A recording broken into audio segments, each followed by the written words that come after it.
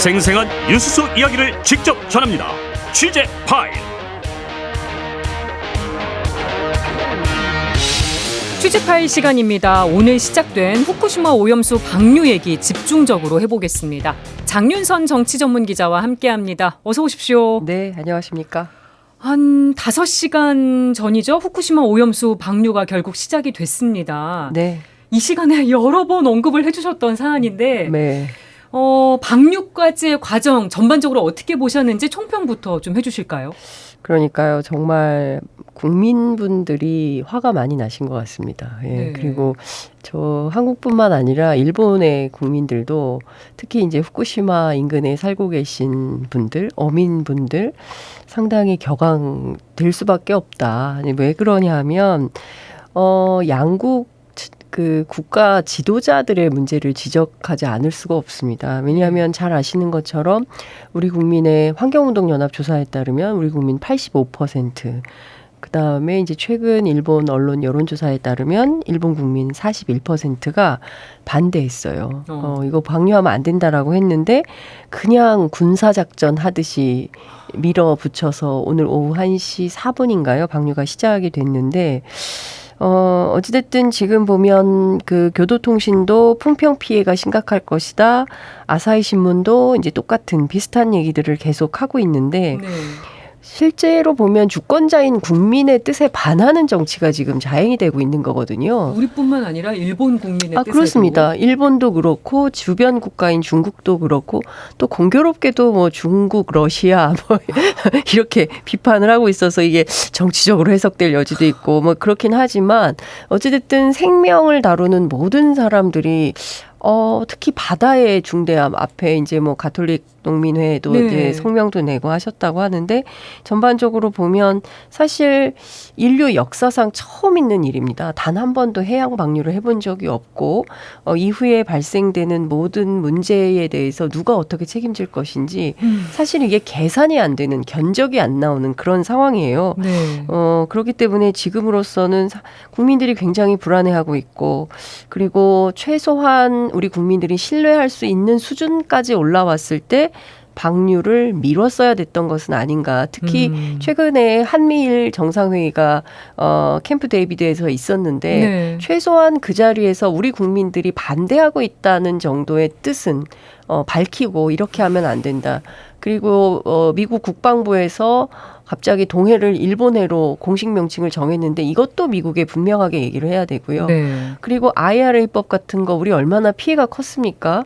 한미일 3국이 동등하게 안보협력체를 맞이한다면 그러면 우리 국민들이 우리 정부가 그리고 우리 국익과 맞닥뜨려져 있는 여러 가지 이슈들에 대해서 당연히 테이블 위에 올려놓고 우리 대통령이 당당하게 협상했어야 됐는데 지금 그런 말도 지금 못하고 있는 이런 상황 아닙니까? 네. 거긴다가 더군다나 과학적 검증을 강조하면서 계속 가짜뉴스 엄단을 얘기를 하고 있어요. 예. 그러니까 국민들이 우려하고 걱정하고 이런 것들이 과학자들이 그 발표하는 논문을 보고 하는 얘기거든요. 네. 그런데 이것을 가짜뉴스라고 한다면 아니 그러면 다 떠나서 일본에 앞서 제가 소개해드린 대로 일본의 이렇게 품평 피해에 대한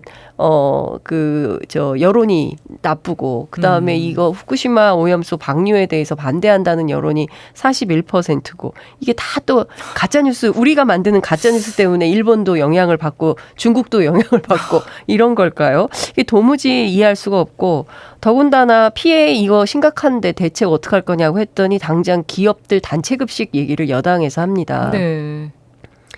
생각나시는 거 없으십니까? 2008년 미국산 그 광우병 소고기 파문이 있었을 때 제일 먼저 학교 급식 군대에 급식한다 그래서 여중생들이 촛불 들고 광화문에 나오기 시작했습니다. 예. 그래서 끝내 30개월령 이하의 쇠고기를 수입하는 것으로 결론을 냈던 겁니다. 예. 결국 또 국민들이 오늘 내일 또 토요일 연거퍼 집회를 예정하고 있기 때문에 왜 이럴까? 정치의 상상력이 여기밖에 안 될까? 당장 우리 국민들이 느끼고 있는 여러 가지 불편한 감정들을 네. 왜 정치 지도자들은 무시하는 걸까? 이런 네. 것 때문에 다들 화가 나 계신 것 같습니다. 불과 며칠 전에 있었던 한미일 정상회의에서도 이 네. 얘기가 언급되지 않았다는 거. 맞습니다. 아니 그리고 마치 의제에 올리지 않은 게 굉장히 잘한 것처럼 기자들한테 브리핑을 하고 있어요. 근데 네. 그게 아니라 이렇게 국민적 관심이 높은 뜨거운 현안일수록 당연히 협상 테이블에 올려놓고 우리의 입장은 이런 것이고 이 문제와 관련해서 일본이 해줘야 될 역할은 이런 것이고 네. 미국은 이걸 이렇게 고치시라. 아니 당장 우리 애국가를 어떻게 부릅니까? 애국가를. 동해물과로 시작을 하는데. 일본해와 백두산으로 바꿀 겁니까? 이게 말이 되는 일입니까? 우리가 자자손손 대대로 동해라고 불러왔던 그 바다, 네. 그 바다를 앞으로 이제 바꿔서 우리만 동해라고 부르고 국제사회가 일본해라고 부르면 일본해가 어디지?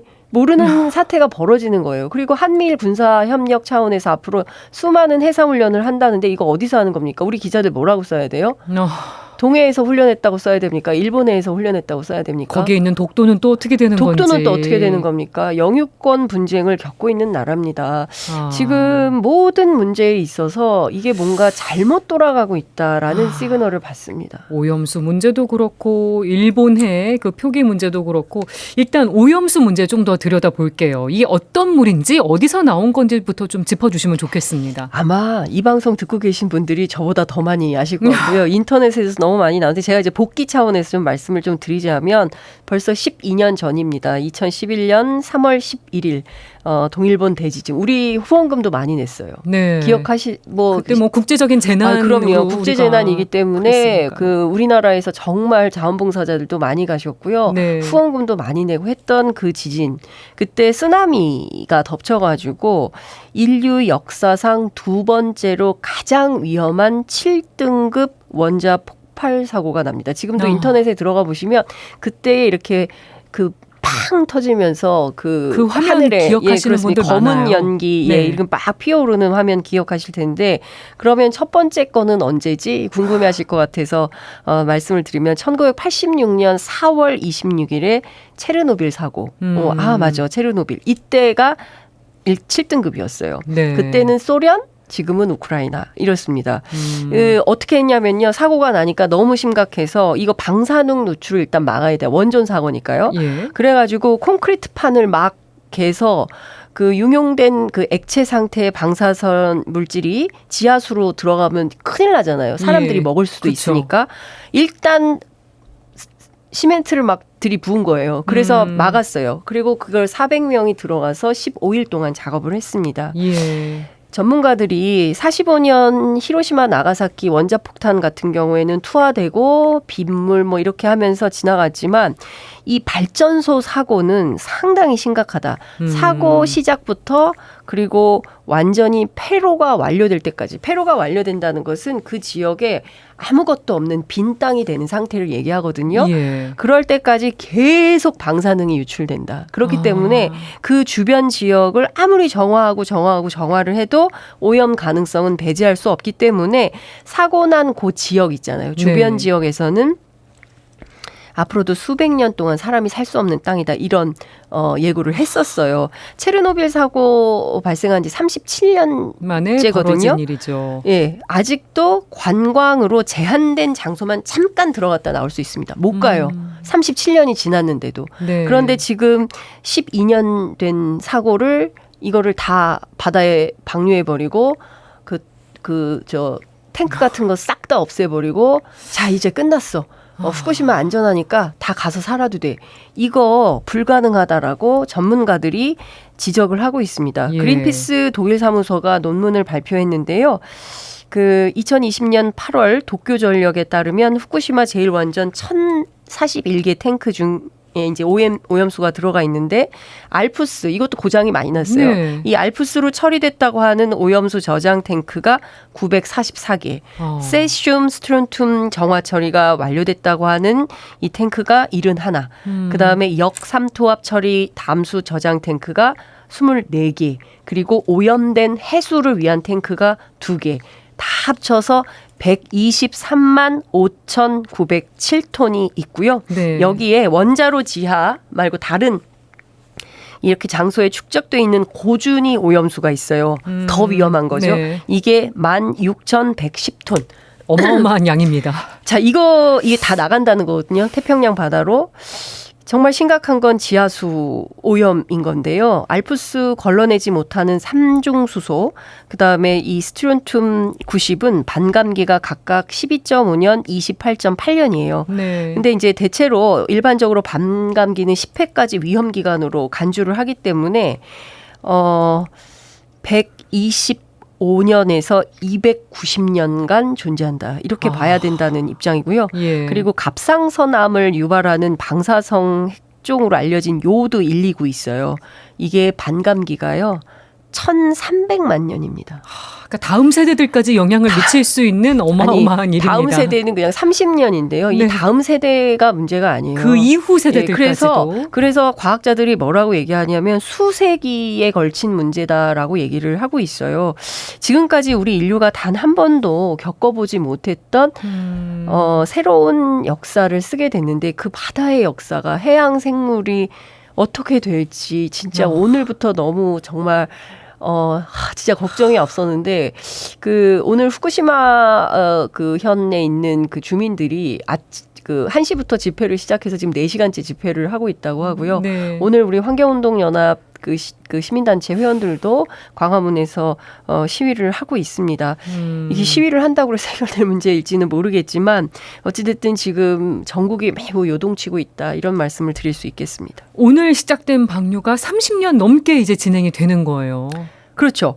그러니까 처음에 이게 7.5년으로 출발했어요. 그랬다가 30년이라고 했다가 지금은 최소 30년이라고 하고 네. 있고 전문가들은 모른다. 아무도 모른다. 근데 계속 늘어나고 그렇죠. 있으니까. 왜냐하면 오염수가 더 계속 늘어나거든요. 비도 오죠, 태풍도 오죠, 뭐 여러 가지 일들이 있기 때문에 이게 얼마만의 기간 안에 딱 끊어져서 끝난다라고 보기 굉장히 어려운 이런 상황이 되는 건데요. 일단 그래도 일본은 1리터당 오염수 네. 1리터당 해수 1,200톤을 섞어가지고 일단 삼중수소 농도를 기준치인 리터당 1,500베크럴 미만으로 희석을 일단 해서 네. 9월 9일까지 17일 동안 총 7,800톤을 올해 안에 4차례에 걸쳐서 모두 31,200톤을 방류하겠다. 이제 이런 입장을 밝히고 있어요. 희석해서 예. 버리니까 1리터에 1,200톤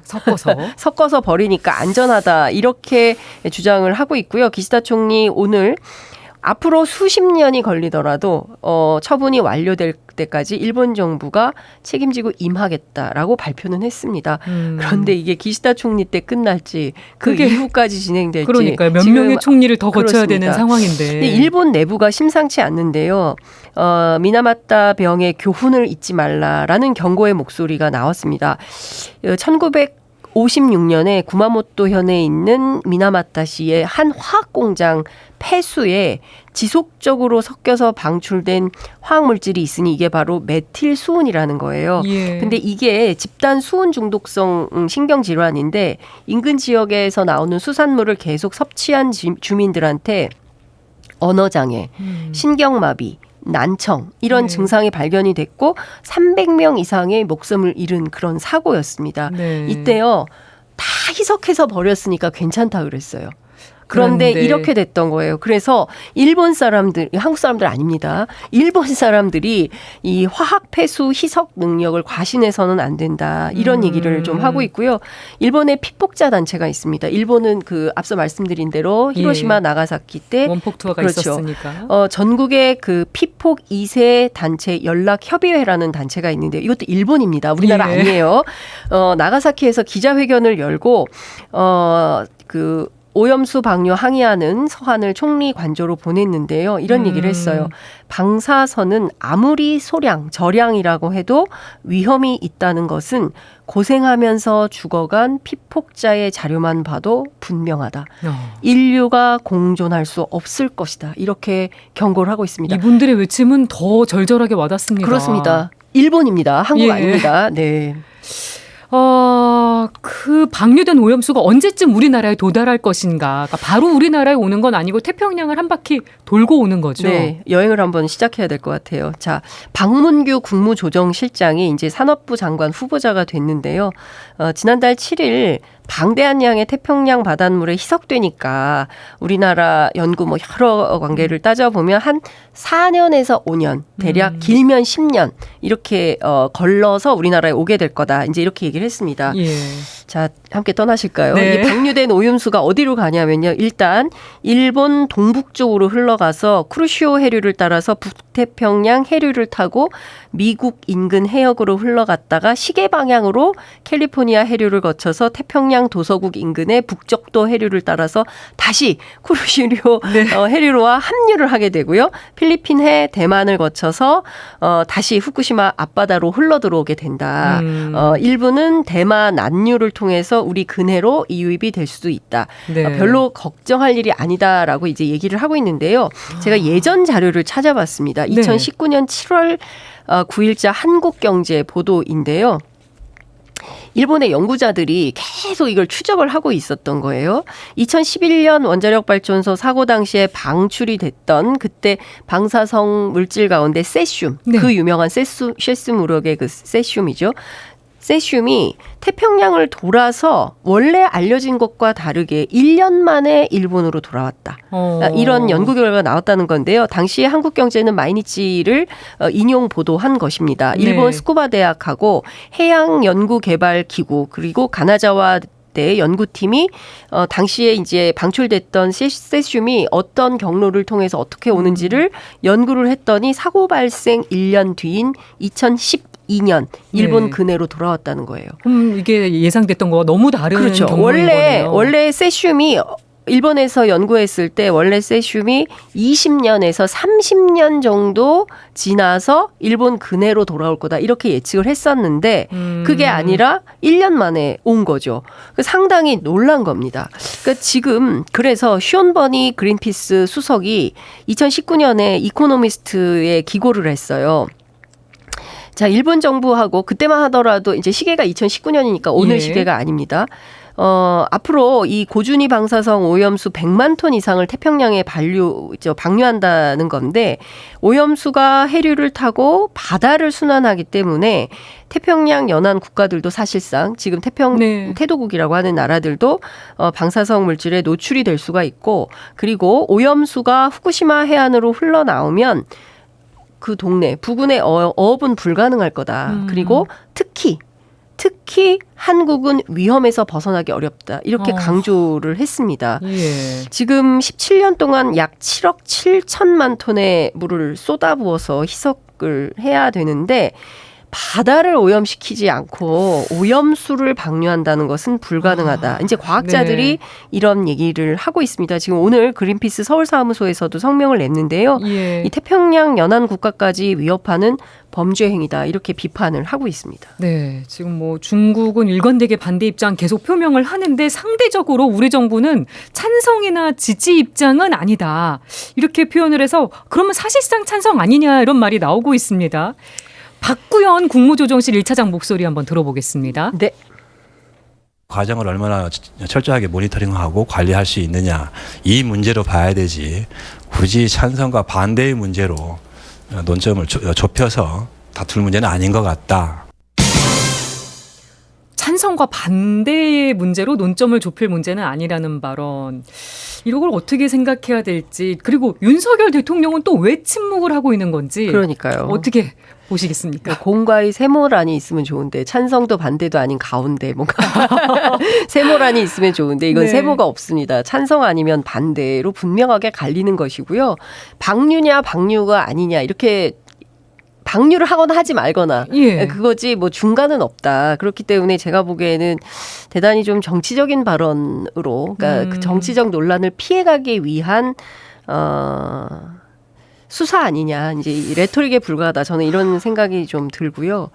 오늘 대국민 담화를 한덕수 총리가 발표를 발표했어요. 했습니다. 국가의 중대사입니다. 온 국민이 다 관심을 가지고 있고 제가 이 방송에서도 소금 제가 직접 현장에 가보니까 생협 갔다 오신 얘기 네, 해주셨잖아요. 소금을 사재기를 하더라. 대한민국에서 없던 일이다. 세상에 소금을 우리가 사재기를 했다고? 네. 이런 일은 처음이다. 역사상. 제가 그런 말씀을 드렸었는데요. 온 국민이 관심을 갖고 있으면 의당 국민의 대표인 대통령이 나서서 국민 여러분 안심하십시오. 이런 문제 이렇게 해결하겠습니다. 그리고 나가서 분명하게 얘기하겠습니다. 라고 하고 방류는 안 된다라고 했다면 문제가 없었을 것 같은데 과학적이니까 안심해라.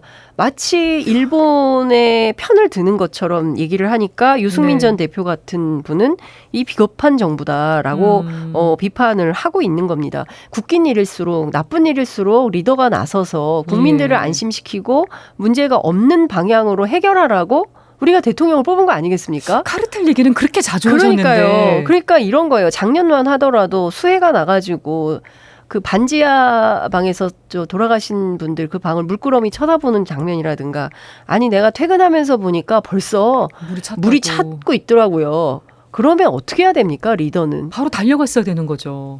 위기관리센터로 가서 전국위기 상황이 어떤지 살펴보고 조치를 했어야죠. 그냥 퇴근하는 대통령이 어디 있습니까? 그 다음날 국회에서 물으니까 김대기 실장이 뭐라 그럽니까? 아니 그럼 대통령 퇴근 안 해요? 이렇게 오히려 반문을 하는 거예요. 네. 그때 제가 알기로는요. 수많은 동네의 그 주민센터 그 말단 하급 공무원들은요. 퇴근 못 하고요. 다 대비하고 야근하고 있어요. 그렇죠. 철야하고 민원 전화 받느라고 난리도 아니었습니다. 저는 대한민국이 이런 정치 졸업했다고 생각했어요. 그동안 이제 우리가 OECD 11대 경제 대국이고 네. 소득이 3천만 불이 3만 불이 넘었기 네. 때문에 죄송합니다. 3만 5천 불 시대를 열었기 때문에 이제 우리 이런 정치는 통용되지 않는다라고 생각을 했는데 다시 또 옛날로 돌아가고 있다. 매우 심각하다라는 생각이 좀 들고 예. 한덕수 총리가 이런 얘기했습니다. 기준에 안 맞는 방류 진행되면 국제적으로 제소할 거예요. 그리고 어느 한 핵종이라도 우리가 생각하는 베크럴 기준에 안 맞으면 즉각 중단을 요구할 겁니다. 라고 네. 얘기를 했습니다. 이런 거 하기 전에 정리를 했어야 됐던 것은 아닌가라는 비판을 안 할 수가 없고요. 예. 무엇보다 지난달 12일 윤석열 대통령 기시다 총리 정상회담 가지면서 실시간 모니터링 정보를 공유하고 그다음에 기준치 초과를 하면 바로 방류를 중단을 하고 네. 그리고 방류 점검 과정에서 한국 전문가 참여를 요구하겠다고 했어요. 근데 이거 답변을 계속 안 하다가 우리는 상주를 요구했어요. 그런데 결정이 나기를 오늘 결정이 났는데요.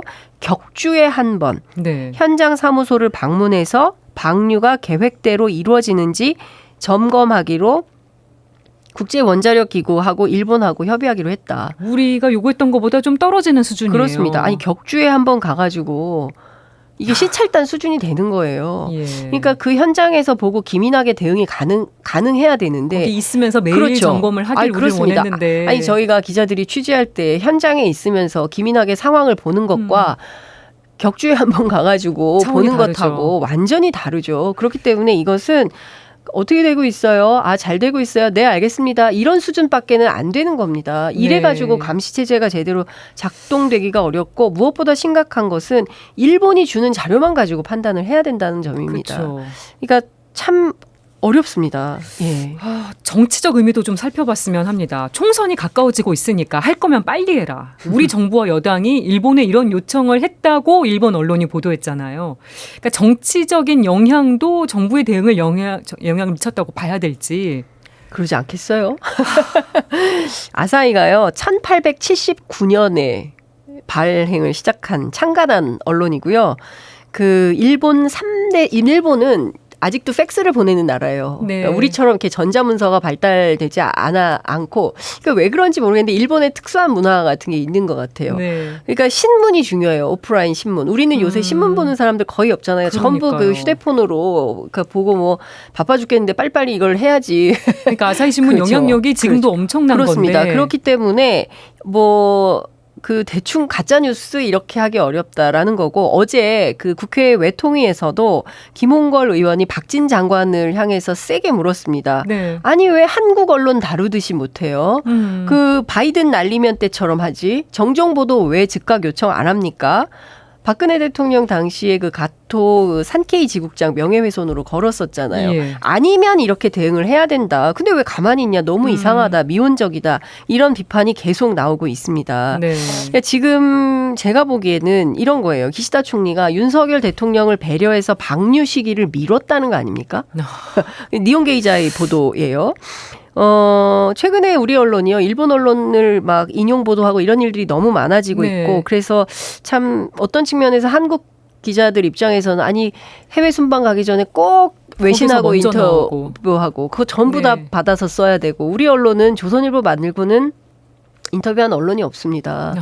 그래서 이런 이상한 차별 이런 것들을 좀 느끼게 되는 것이고요. 무엇보다 저는 최근에 후쿠시마 원전 오염수 방류에도 우리나라에 위험하지 않다라는 유튜브 홍보 영상을 대통령실이 주도해서 직접 제작을 했고 예산을 3,800만 원이나 썼다는 거거든요. 예. 그러니까 지금까지는 문화관광체육부가 수산물 안전관리 차원에서 한 10억 정도의 예산을 들여가지고 만든 영상이다. 이렇게 알려졌는데 그게 아니라 네. 대통령실이 직접 영상을 제작하고 있다. 왜 이러냐.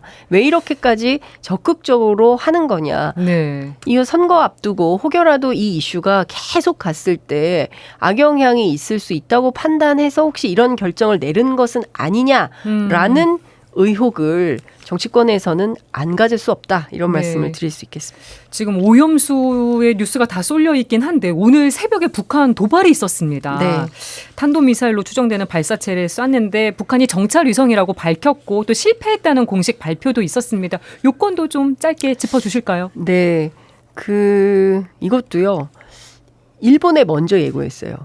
우리한테는 얘기 안 했거든요. 그러니까 북한의 태도도 묘한 태도도 우리가 유의 깊게 잘 봐야 될 것 같다라는 생각이 좀 듭니다. 어쨌든 네. 이제 10월 달에 다시 한다는 건데요.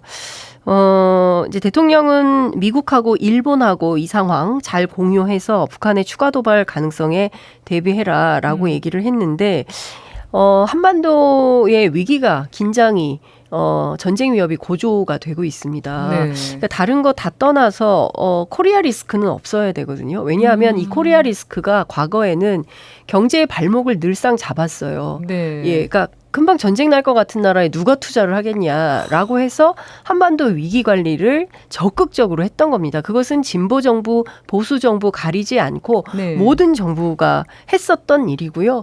그리고 먹고 살아야 되잖아요, 우리가. 그렇죠. 언제까지 이 북한 이슈 때문에 이렇게 끌려다니면서 그리고 우리도 알지 않습니까? 북한이 얼마나 어려운지. 네.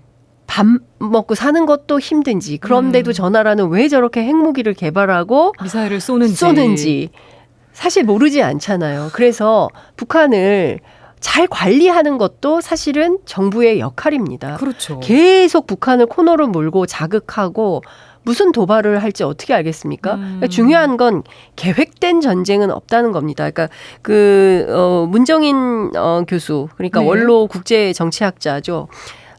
오늘 한겨레하고 인터뷰를 했는데요. 안보에는 설마가 없다. 유리그릇 다루듯이 조심해야 된다. 전쟁이라는 최악을 절대적으로 피해야 되기 때문이다. 이제 이런 네. 얘기를 했고요. 윤석열 대통령 자꾸 힘에 의한 평화만 강조를 하고 있는데 아니 미국이 힘이 없어서 아프간하고 이라크에서 물러났냐. 그거 아니지 않냐. 그러면 지금 이 상황에서 물론 한미동맹의 그 강력한 억제력 때문에 계획에 의한 전쟁은 없지만 네. 우발적 충돌, 확전, 전쟁 위험 이것은 여전히 있는 것이다. 예. 이것에 대비하고 있는 것이냐에 대해서 이 원로학자가 묻고 있습니다. 그런데 윤 대통령은 어제 전쟁을 아예 그냥 공식적으로 언급을 해버렸어요. 그러니까요. 전쟁 상태에 돌입하게 될 경우를 상정한다. 실전적인 연습 더 격상시킬 수 있다. 대비태세를. 이런 상황을 참 어떻게 봐야 될지. 그러니까요. 제가 이제 어제 국회에 있었는데 최근에 을지훈련이 있었잖아요. 네. 그래서 삼선 국회의원 하신 그 정청래 의원이 저한테 제보 전화를 했어요. 지금 그 특공대가 헬기 타고 밧줄 타고 내려오고 있다. 총 뭐 이제 가짜겠지만 을지훈련 일환으로 국회에서 보지 못했던 장면들이 펼쳐지고 있다. 여기저기서 막 그 이상한 징후들이 발견된다. 왜 이렇게 공포 분위기를 만드는지 모르겠다라고 네. 우려하고 있습니다. 대한민국은요. 첫째도, 둘째도, 셋째도 그리고 그 어떤 상황에서도 평화가 경제고 평화가 밥이고 네. 평화가 안보입니다. 하늘도 평화롭지 못하고 바다도 평화롭지 못한 하루였습니다. 장윤선 기자와 함께했습니다. 그러고 보니 고맙습니다. 여기가 평화 방송이네요. 네.